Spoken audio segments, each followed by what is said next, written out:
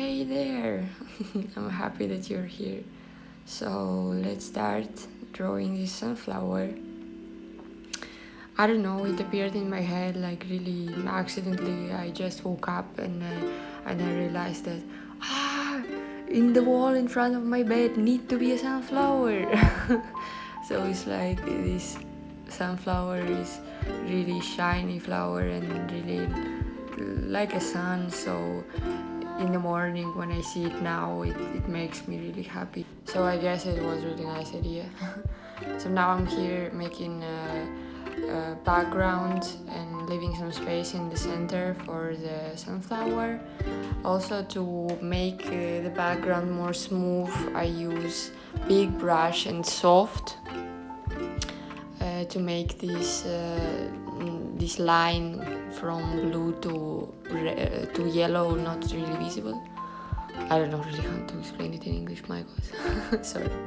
So here I'm adding some green with brown.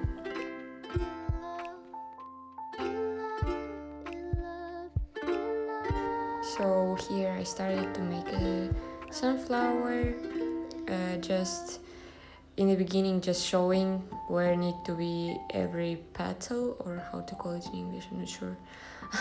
So in each of them I added orange or even brown for shadows, and in the middle of each I added some white to show the light. And it was really like when I added exactly white, it became really realistic and I loved it.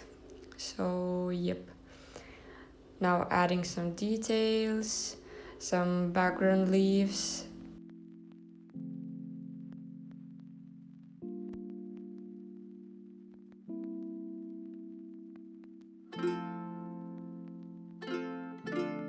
Also one really nice thing what I learned is to add as a shadow dark red. It was really unexpected for me, but it works really great.